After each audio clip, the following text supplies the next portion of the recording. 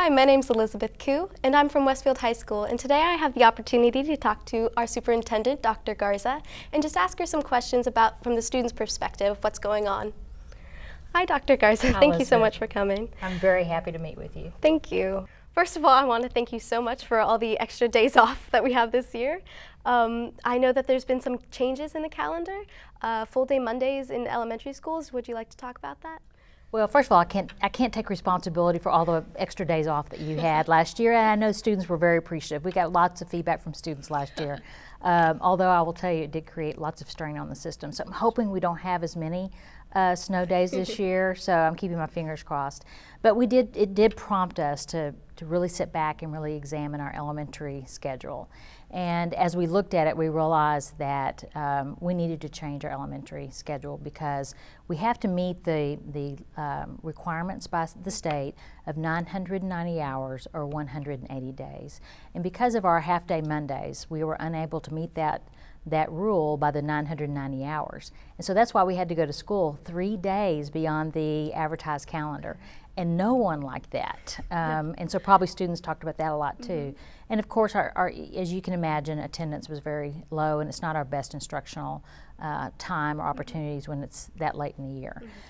So it did prompt us to step back and look at our calendar and see if we could devise better ways of front-loading more instructional time like our surrounding jurisdictions. Other school systems around us, when they had as many snow days as we did, some of them did not have to make up any time, and it's because they had front-loaded enough instructional time. So we did make this change. We did poll parents and ask parents what they wanted us to do. We asked, would they support a change in our Mondays, and do you support it happening this school year? And it was a strong affirmation of let's do it. This has been an issue since 1972. I was going to say, why do we have half-day Mondays? I don't actually know. Well, you know, in a perfect world, it is great to have that committed and dedicated time for teachers to plan. But in this day and age, it's really hard for families. It's hard for families because most of the time both parents are working, and it's just really hard to make adjustments every Monday to accommodate that. Plus, when we look at how important it is to have that instructional time for our students, that's 2.5 hours per week that we were able to add back in of instructional time. And I think that as an educator is very important, and it's a wonderful investment in our students. At the same time, we continue to hear year after year from our elementary teachers about the struggles with not having dedicated planning time. And so we're really proud because we're one of the first, if not the first, school system in the Commonwealth that actually now has a policy in place around elementary teacher planning time. So we now have dedicated time for teacher planning at the elementary level. So I think all the way around, it was a good decision. Although our elementary principals worked really hard this summer to get ready for that change. And we still have bugs and we still have little things we have to work on because it's our first year to do it.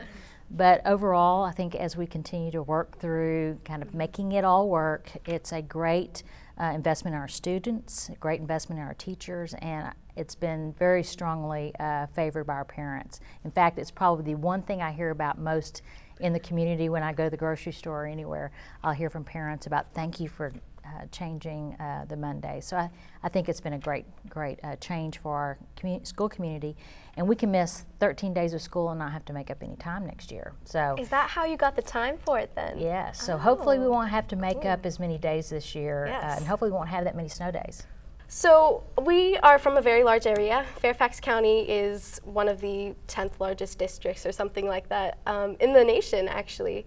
And so obviously being on a limited budget, that's hard to economize and everything. So how do you plan to do that in the upcoming years, like budget-wise and economize and everything like that? There has been a strain on our system. We are a fast-growing school system. In fact, we grow by about 17 students every day, so it's almost a classroom every other day. So we are growing at a very fast pace, and that does put a strain on our financial resources and all the tools and resources our teachers need and our schools need to continue our great programming all throughout the system. So it does create a significant challenge. We have, over the last 5 or 6 years, been looking everywhere we can to make sure that we're being very efficient and very effective in the ways that we're using those dollars. And even just this past year, since I've been here, we cut over 731 different positions throughout the system. So we've tightened and tightened as much as we possibly can. And I am concerned about the future of our school system. And we are considered one of the best school systems in the nation. We are a premier school system, and one that I know our community is very proud of. But we have to protect those resources and protect that great resource we have in our school system and in our schools. So it is something that we've been visiting with our county leadership and state leadership about those financial challenges and what we need in terms of how do we maintain and respond to a fast-growing system. We also know that it's very, very important for us to keep our best employees, our best teachers in our classrooms, and our best employees all throughout the system. And so our salaries and our compensation really need to be much more competitive than they are today. And it's something that is of great concern to us as a system. But we're engaging with our county leadership and working to partner with them to make sure that we have those resources to maintain an excellent school system. Yeah. So because we are such a strong school system and strong area, I mean, I'm lucky enough to attend one of those schools. Do you have any ideas for improving that quality other than like maintaining it and staying competitive with the other counties and such? I think what's really important, I think, to students and to families is the broad array of programming that we offer. Not only are our classrooms great, our teachers great, our core academic programs are very strong. Our schools and our students continue to outperform other school systems across the country and other students across the country. But we know that's just one part of it. We also know that we need to have great fine arts programs, theater arts, visual arts, athletic programs, all the array of programming that really makes a difference and mean a lot to students.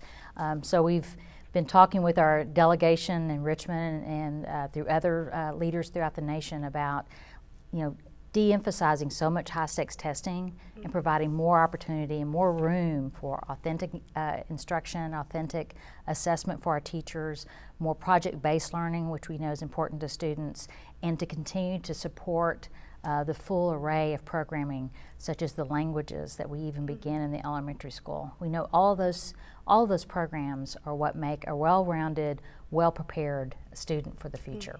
So what is FCPS Portrait of a Graduate? Is that sort of kind of the concept behind it?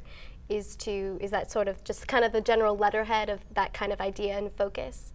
The Portrait of a Graduate, I believe, is very important work, and I'm really proud of it. It's one of the best samples of what a school system has done around focusing on 21st century skills. And it's not unique to Fairfax County. We know that the business community and school systems all across the world have been talking about this issue. It's not sufficient to teach kids the core knowledge. The core knowledge stays the same. We know the what has to remain the same because students do have to understand the principles around all those core areas of knowledge, but it's not sufficient.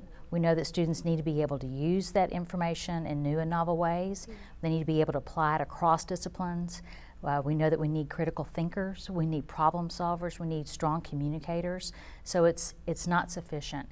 And so that's why we feel like it's very important for us to think about what are the skills necessary for success in this fast changing, interconnected, very global world that we live in today. We know that every student, whether they come from poverty or not, need to have a very strong and very rich opportunity to learn, and also to learn not only the core content knowledge, but to really learn the skills necessary for success in the workforce and really the skills that are important for success in life.